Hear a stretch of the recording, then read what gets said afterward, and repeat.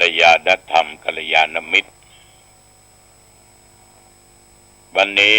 รายการปกิณกะแห่งธรรมะก็มาพบปะกับญาติกับโยมอีกเช่นเคยเป็นปกติเป็นประจำทุกวันในเวลาเดียวกันนี้และก็ทางสถานีวิทยุแห่งนี้เข้ามาใบพระรัตนตรัยเนาะหรือว่าปูชาพระรัตนตรัย ตั้งใจเนอะญาติโยมเนอะอะระหังสัมมาสัมพุทโธภควาพระผู้มีพระภาคเจ้าเป็นพระอรหันต์ดับเพลิงกิเลสเพลิงทุกข์สิ้นเชิงตรัสรู้ชอบได้โดยพระองค์เองพุทธังภวันตังอภิวาเทมิข้าพเจ้าอภิวาทพระผู้มีพระภาคเจ้าผู้รู้ผู้ตื่นผู้เบิกบานกราบพระพุทธสวากขาโตภควตาธัมโมพระธรรมเป็นธรรมที่พระผู้มีพระภาคเจ้าตรัสไว้ดีแล้วธัมมังนัมมัสสามิข้าพเจ้านมัสการพระธรรมกราบพระธรรมสุปฏิปันโนภควโตสาวกสังโฆพระสงฆ์สาวกของพระผู้มีพระภาคเจ้าปฏิบัติดีแล้วสังฆังนามามิข้าพเจ้านอบน้อมพระสงฆ์กราบพระสงฆ์นะโมตัสสะภะคะวะโตขอนอบน้อมแด่พระผู้มีพระภาคเจ้าพระองค์นั้นอะระหะโตซึ่งเป็นผู้ไกลจากกิเลสสัมมาสัมพุทธัสสะตรัสรู้ชอบได้โดยพระองค์เองนะโมตัสสะภะคะวะโตขอนอบน้อมแด่พระผู้มีพระภาคเจ้าพระองค์นั้นอะระหะโตซึ่งเป็นผู้ไกลจากกิเลสสัมมาสัมพุทธัสสะตรัสรู้ชอบได้โดยพระองค์เองนะโมตัสสะภะคะวะโตขอนอบน้อมแด่พระผู้มีพระภาคเจ้าพระองค์นั้นอะระหะโตซึ่งเป็นผู้ไกลจากกิเลสสัมมาสัมพุทธัสสะตรัสรู้ชอบได้โดยพระองค์เองพุทธังสรณังคัจฉามิธัมมังสรณังคัจฉามิสังฆังสรณังคัจฉามิตุติยัมปิพุทธังสรณังคัจฉามิตุติยัมปิธัมมังสรณังคัจฉามิตุติยัมปิสังฆังสรณังคัจฉามิตติยัมปิพุทธังสรณังคัจฉามิตติยัมปิธัมมังสรณังคัจฉามิตติยัมปิสังฆังสรณังคัจฉามิอิติปิโสภะคะวะอะระหังสัมมาสัมพุทโธวิชชาจรณะสัมปันโนสุขโตโลกวิทูอนุตตโรปุริสธรรมสารถิสัทธาเทวมนุสสานังพุทโธภควาติยันตุนิมิตตังอภมังคลัญจาโยจามนาโปสกุณสาสโตป ปะกะโหตุสุปินังกันตังพุทธานุภาเวนะวินาสเมนตุสวากขาโตภควตาธัมโมสันติติโกอากาลิโกเอหิปัสสิโกโอปัญญิโกปัจจตังเวทิตาโพวินยูหิติยันตุนิมิตังอวมังคลัญจาโยจามนาโพสกุณสาสะโทปะปะกะโหตุสุปินังกันตังธัมมานุภาเวนะวินาสเมนตุสุปฏิปันโนภะคะวะโตสาวกสังโฆอุจุปฏิปันโนภะคะวะโตสาวกสังโฆยายะปฏิปันโนภะคะวะโตสาวกสังโฆสามีจิปฏิปันโนภะคะวะโตสาวกสังโฆยะติตังจัตตาริปุริสยุคานิอัตตาปุริสปุคลาเอสะภะคะวะโตสาวกสังโฆอาหุนายโยปาหุนายโยทักขินายโยอัญชลีกรณิโยอนุตตรังปุญญเขตังโลกัสสาติยันตุนิมิตังอวมังคลัญจาโยจามนา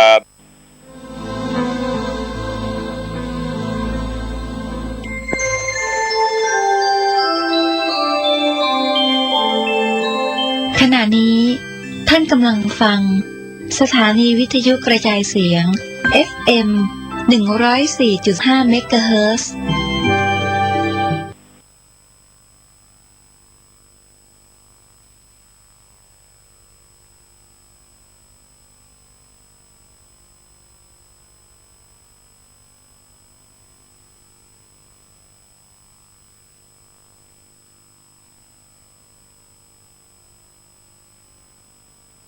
กัปปุสันตัสสะมาราเสนะปมัตติโนโกนากัมมนัสสะนะมัตโถพระมนัสสะอุสิมัตโถกัสสปัสสะนะมัตโถวิปมุตตัสสะสัพพติอังคีรัสสะนะมัตโถสักยพุตตัสสะสิริมัตโถโยอิมังธัมมเตเสสิสัพพทุกขปนุทนังเยจาปินิพุตตาโลเกยะถาพุทธังวิปัสสิสุงเตชะนาอภิสุนามหันตาวิตัสสารธาอิตังเทวมนุสสานังยังดัมมัสสันติโคตมังวิชาจรณะสัมปันนังมหันตังวิตัสสารทังวิชาจรณะสัมปันนังพุทธังวันทามะโคตมันติยะโตหังภคินีอริยยะชาติยาชาโตนาภิชานามิสันจิจาปนังชีวิตาบุโรเปตาเตนะสัจเจนะโสติเตอุตุโสติกัปปะสะโพชังโคสติสังคโตธัมมนังวิจโยตถาวิริยัมปิติปัสสติโพชังคาจตถาปะเรสัมมาตุเปกะโพชังคาสติเตสัพพทักษินามุนินาสัมมาทัคตาภวิตาภอุลิกตาสังวัตันติอภิญญาญาณิพพานายาจะโพธิยาเอเตนะสัจจวัชเชนะโสติเตโอตุสัพพทาเอกัสสมิงสัมมาเยนะโทโมคคัลลานัญจกัสสปังเข คิลาเนตุกิเตติสวาโพชังเกสัตตะเทสญิเตจะตังอภินันติตวาโรคามุจิงสุตังคะเนเอเตนะสัจจวเชนะโสติเตโอตุสัพพทาเอกทาตัมปราชาปิเกลัญเยนะปิปิริโตจุนดาเทเรนะตัญเยวะพนาเปตวานะสัทลังสัมโมทิตวาจะอปตาตัมหาพุทธาสิทานโสเอเตนะสัจจวเชนะโสติเตโอตุสัพพทาปะอินาเตจะอปตาตินนันปิมะเอสินังมัคคะอัตตกิเลสวะปัตตานุปติตัมมตังเอเตนะสัจจวเชนะโสติเตโอตุสัพพทาสกัตตัวพุทธรัตนังโอสัตตังอุตตมังวรัง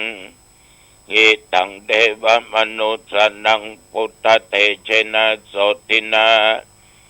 นัสสันตุปัทวาสเปตุขาบุปัสเมนตุเตสกัตตัวธรรมรัตนังโอสัตตังอุตตมังวรังปาลิหาลาอุปสมานังธรรมเตเชนะโสตินานัสสันตุปัทวาสัพเพพญาบุปัสเมนตุเตสกัตตัวสังฆรัตนังโอสัตตังอุตตมังวรังอาหุนยังปะอุนยังสังฆเตเชนะโสตินานัสสันตุปัทวาสัพเพโรกาวุปัสเมนตุเต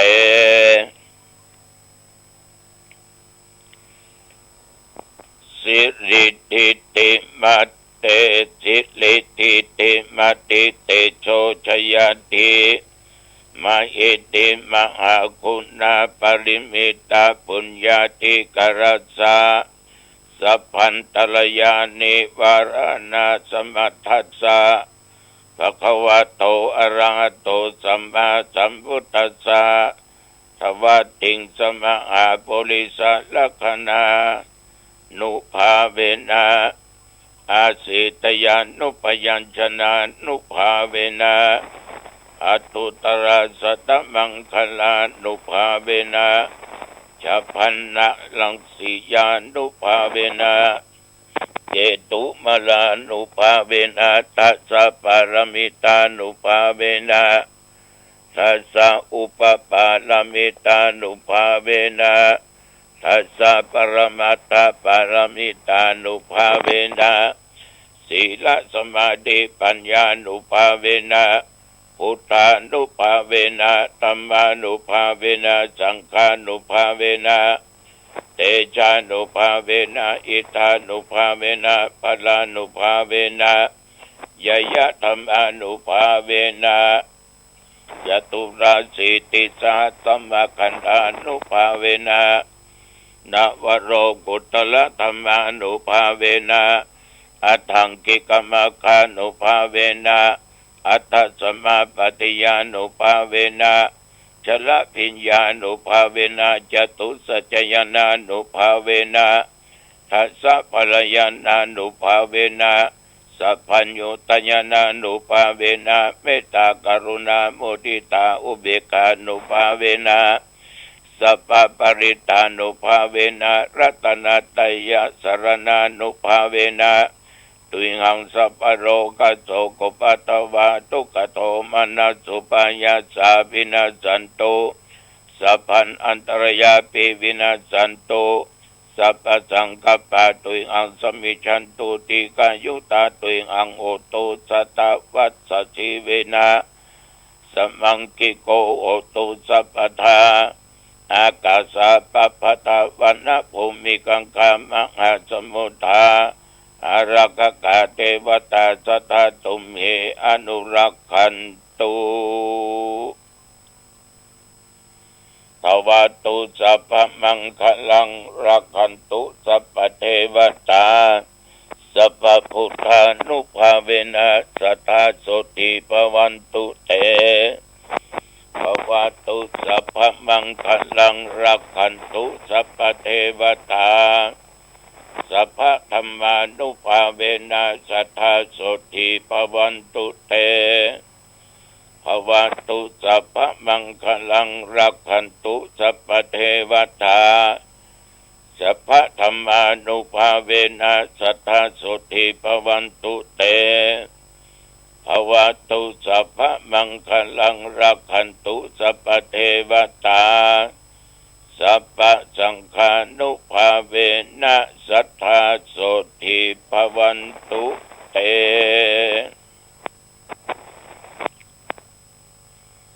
โดยบทพุทธานุภาพธรรมานุภาพสังฆานุภาพบทสาธยายมนต์อันศักดิ์สิทธิ์ด้วยจิตอันเป็นสมาธิตั้งมั่นอาตมภาพพระครูอาทรวิสุทธิคุณขออำนวยพรแก่ญาติโยมท่านพุทธศาสนิกชนผู้ฟังรายการและว่าได้ฟังก็ตามขอศรัทธาเท่าแก่หนุ่มกำใจยิงเด็กขาทุกสารทิศบอกว่าใต้เหนือตรงออกไก่ใกล้นับแต่นี้ไปขอศรัทธาจงอยู่ปราศจากยังข้อปีข้อเดือนข้อวันข้อยามข้อเมื่อรับเมื่อตื่นเมื่อยืนเมื่อเจียวข้อเหลวซ้ายและขวาอย่าได้มาถูกต้องการย้ายแห่งมูลศรัทธาเนอนับตั้งแต่โอกาสนี้ไปข้างหน้าขอศรัทธาพ่อแม่พี่น้องทุกผู้ทุกคนจงอยู่ปราศจากโลกาเปียที่แล้วขออยู่มีโจกปีโจกเดือนโจกวันโจกยามอายุปีอายุเดือนอายุวันอายุยามสุขกายสบายใจมีจิตเป็นสมาธิตั้งมั่นมีปัญญาจำเริญในกิจการงานแม้การค้าการขายขอขึ้นได้กำไรดีๆเนอจำเริญในตำแหน่งหน้าที่ต่างๆอายุวันนะสุขะพละพรอลัมเลิศอันประเสริฐนี้จงบังเกิดแก่ญาติโยมทุกท่านทุกคนเนอเจริญพรกรมอุตุเพิ่นประกาศบอกตักเตือนระวังเรื่องฟ้าเรื่องฝนเรื่องลมน้ำท่วมน้ำหลากหลายบ้านหลายจองหลายอำเภอหลายจังหวัดละพี่น้องทั้งอำเภองาวทั้งลำปางทั้งพะเยาทั้งน่านทั้งแพร่ทั้งอุตรดิตถ์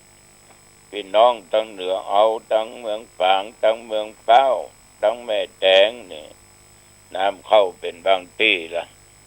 เป็นน้ำปิงก็นักขึ้นมาหน่อยฉะนั้นอยู่ตามหิมลำน้ำก็อย่าไปประมาทบางครั้งน้ำป่ามันลงมาเวยนะทั้งลั่งกันเดี๋ยวก็ท่วม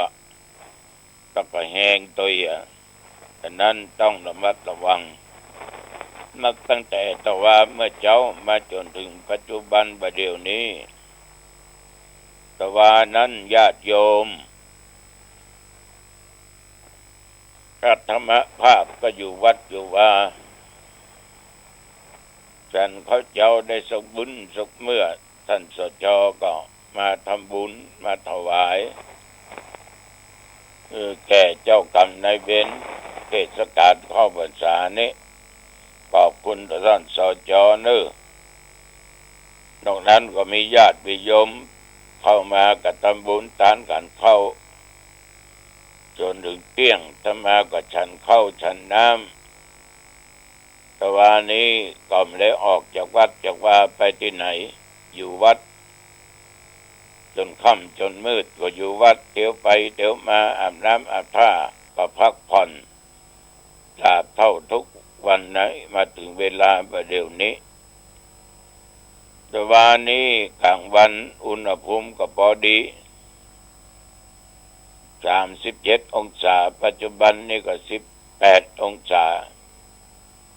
แต่ว่าบริเวณหนองตองใกล้เคียงเหนือใต้ตรงออกมีฝนตกลง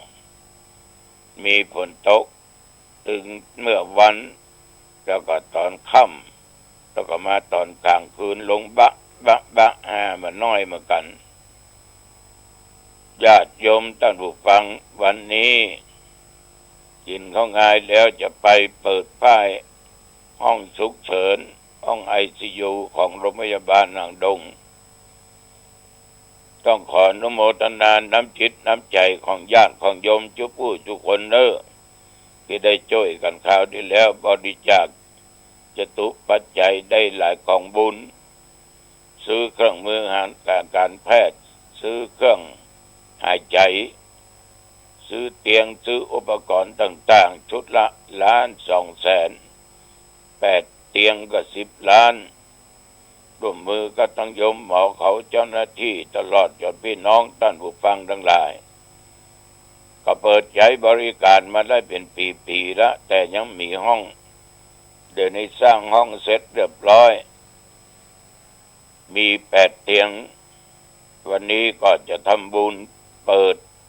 ห้องฉุกเฉินนิมนต์ตัวเจ้าไปเจริญพุทธมนต์เพื่อเป็นสิริเป็นมงคล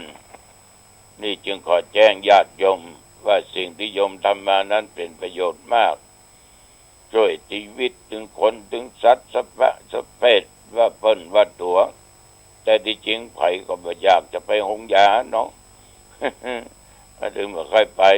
แม่ออกก็บ่ค่อยไปพ่อออกก็บ่ค่อยไปทุกเจ้าก็ถึงบ่ค่อยไปเนาะขอให้เว้นไกลๆเรื่องหงยานี่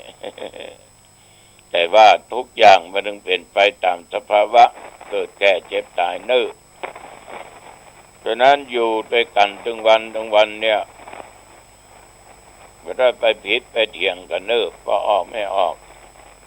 มันมีความสุขนะผิดกันว่าใดทุกข์เกิดว่าอันเพราะโทสะไฟตัวนี้มันร้ายกาจ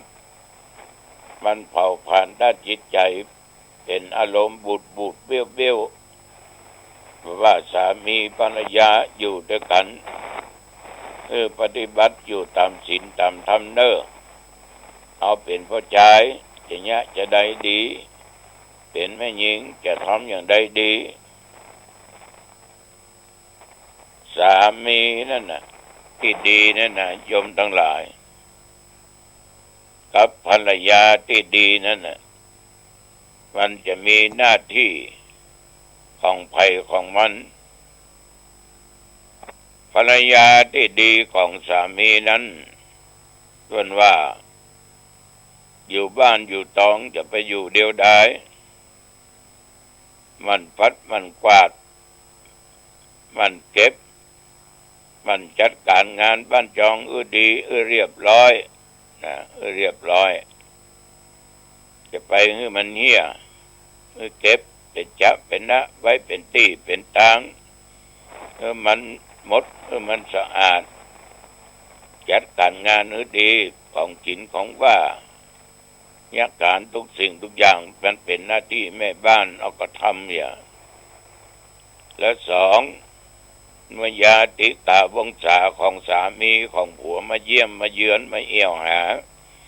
ว่าพ่อผัวว่าแม่ผัวว่าพี่น้องต่างผัวปากจ๋าม่วนงั้นจะไปซัดติ่นดังเวลาเตียวมีปิยวาจาเจรจาอันอ่อนหวานอีต้อยแม่มีธุระอย่างเจ้าจะไปแผงหน้าบูดเหมือนแกงโอ้แอมขืนนั่นน่ะมีอย่างก็ต้อนรับน้ำเย็นกะถึงเวลาข้าวเข้าก็เลี้ยงข้าวป่าอาหารอย่างก็ได้ประกาศจอก็ดีน้ำพริกอ่องก็อร่อยก็แม่เปิ้นพระลูกเปิ้นก็เดียวกับปิกลูกเปิ้นไปเอวหาเปิ้นก็จะจะอวดว่าเมียคิงดีอย่างนั้นอย่างนี้ตามน้ำพริกอ่องจัดล้ำหรือบ่เฮ้ยฉะนั้นเป็นแม่บ้านต้องกระทำสิ่งเหล่านี้ดีหูใจพ่อผัวแม่ผัวแล้วก็อย่าไปนอกใจสามีของตัวเองเขามีอยู่แล้วก็ต้องมั่นใจในตัวเขาจะไปนอกใจผัวหิหามาก็เก็บเงินเก็บทองทรัพย์สมบัติที่หามาได้นะเอาไว้เป็นจะเป็นนะจะไปสุรุ่ยสลายจะไปใจโอยกินโอย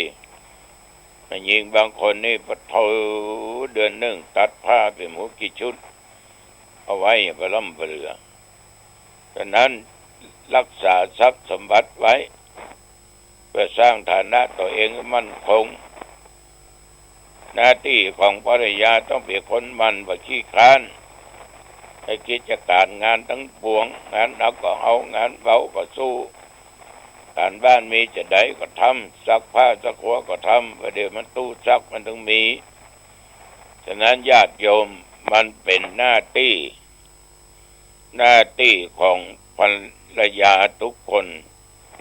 ที่จะต้องพึงปฏิบัติต่อสามีของตัวเองผู้เป็นผัวก็ต้องยกย่องนับหน้าถือตานับภรรยาว่าเป็นเมียแท้เป็นภรรยาจะไปลับลี้ๆป้าเขาเป็นอันป้าเขาเป็นนี่เพิ่นถามนี่ไผโอ้แม่ละอ่อนก็เพิ่นถามนี่ไผอันคนข้างบ้านน้องอย่างอันอย่างอี้กวบเปิ้นหูยกย่องเขาอย่างออกหน้าออกตาจะไปลี้ๆซ่อนๆจะไปดูถูกดูแคลนเมียตัวเก่าประจายบางคนด่าลูกมึงเชื้อนั้นมึงเชื้อนี้ถึงเชื้อไปพ่อไปแม่มึงว่าลามปามไปบ้านเพิ่นบางคนก็ว่าเมียเป็นคนโง่คนง่าวมันถูกโง่ง่าวก็เมียเอาสึงตึงก็เมียเขานั่งกินข้าวก็ด้วยกันคนง่าวถึงกู้นอนก็นอนตัวคนง่าวคนสึงตึงนั่นน่ะฉะนั้นต้องเคารพนับถือกันเป็นผัวแก้วเมียแสงจะไปเป็นผัวแป้งเมียเป็นผัวเป็นผัวแก้วเมียแสงผัวแป้งเมียฮักจะไปเป็นผัวยักษ์เมียมารผัวเพศเมียผีนอกนั้นเป็นพ่อใจต้องพอใจมีสันโดษยินดีในผัวของในเมียของตัวเองมีหนึ่งเดียวจะไปแอมสองขี่เงินน้ำนองซ้อนสองจังล่มต้องอยู่ด้วยกันจะไปนอกใจกันบ้านจองหอเงินมันจะเดือดร้อนไฟมันจะไหม้นอกจากนั้นเอาเป็นพ่อใจมอบความเป็นใหญ่ให้เขาเหียในบ้านในจองนั่นน่ะได้สตางค์เงินเดือนออกก็เก็บมามอบให้เขาไว้ส่วนหนึ่งเอาใจส่วนหนึ่งก็มอบให้สีภรรยาแล้วก็ไม่ยิงเป็นชอบของฝากเป็นอาหารการกินกาเครื่องแต่งตัวผ้าการอย่างกาวันเกิดวันอย่างมันจะไปลืมเนอะซื้ออย่างมาก็ได้มันม่วนอกม่วนใจเนาะมันมีความสุขอันนี้ก็หน้าที่ของผัวเมียโดยย่อโดยสังเขปมามาจาพี่น้องญาติโยมที่ฟังปกิณกะธรรมะได้รับฟังกันเอาเนาะพอดีละอายุวันโนสุขังพลัง